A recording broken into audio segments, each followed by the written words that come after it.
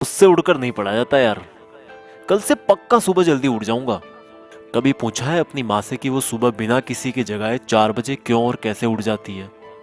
कभी पूछा है अपने पापा को नाइट शिफ्ट से आने के बाद कि पापा कहीं रात को ठंड तो नहीं लगी आपको?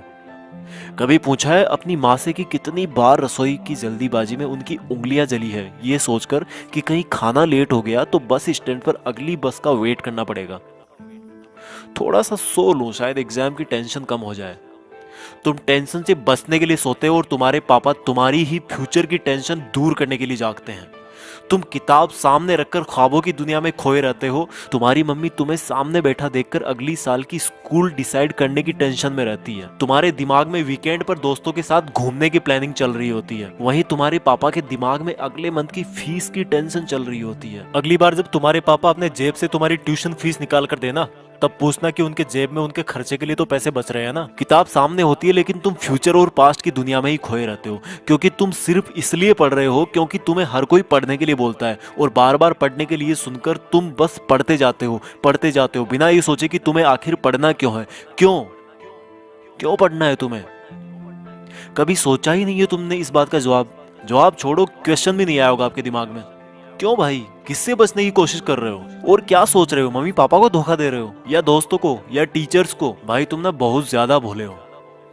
तुम्हें अभी तक ये भी नहीं पता कि तुम किसी और को नहीं बल्कि खुद अपने आप को धोखा दे रहे हो।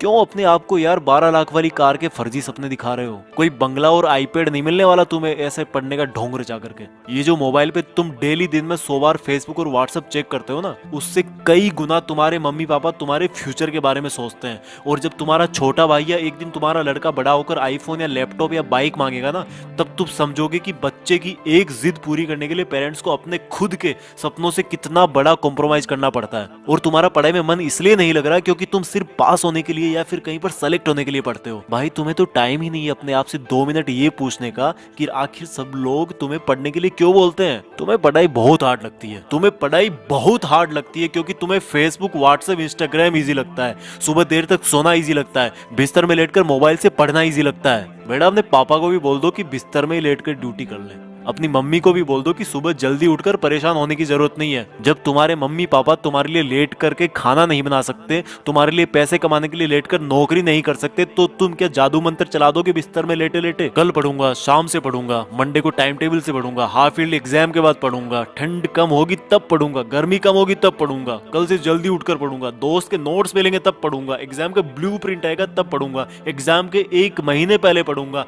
एग्जाम के 1 हफ्ते पहले इंपॉर्टेंट क्वेश्चंस पढ़ूंगा। पास होने से मुझे कोई रोक ही नहीं सकता। ओ भाई, तेरा ना तो कल आएगा, ना तेरा टाइम टेबल 2 दिन से ज्यादा चल पाएगा, और ना ही किसी दोस्त के नोट से तू टॉपर बन पाएगा।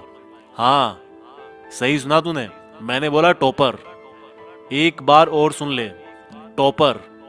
तू टॉपर बनने के लिए पैदा हुआ है। तू अपने पापा को नाइट ड्यूटी के चक्कर से आजाद करने के लिए पैदा हुआ है, खुद बिस्तर में लेटकर मोबाइल चलाने के लिए नहीं। और रुक एक बार, तूने कल क्या कहा था कि एग्जाम के 2 दिन पहले इंपॉर्टेंट क्वेश्चन पढ़ना काफी होगा तेरे लिए। अपने पापा को भी बोल दे कि वो भी तुम्हारी फीस चुकाने की लास्ट डेट से 2 दिन पहले ही काम पर जाएं। जब वो पूरा महीना काम करते हैं तुम्हारी फीस चुकाने के लिए, तो तुम सोच भी कैसे सकते हो कि मैं अभी सो लेता हूँ और 2 दिन पहले सिर्फ इंपॉर्टेंट क्वेश्चन पढ़कर पास हो जाऊंगा? बहुत हो गया यार, प्लीज अब तो खुद को धोखा देना बंद कर दे।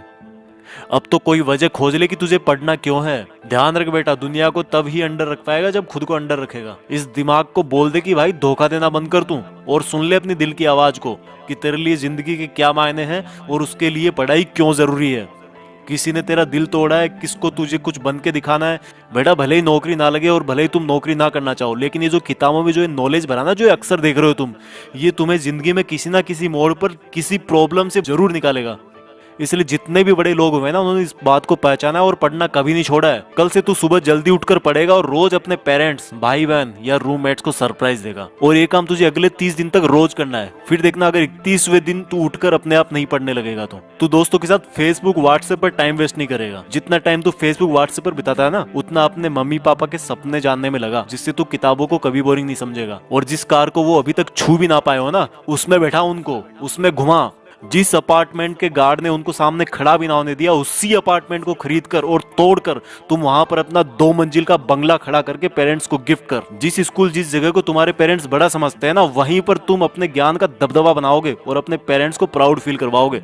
यार अब तो कुछ बड़ा कर ले, खुद का नाम कर ले, पढ़ने का मकसद ढूंढ ले और मम्मी पापा के और खुद के कुछ अधूरे सपनों और कुछ बहुत बड़े सपनों को अचीव कर ले। सोचने और करने से ही होगा, उठकर पढ़ने से होगा। आज कितना ही छोटा क्यों ना हो तू, पर कल तो नाम तेरा ही होगा।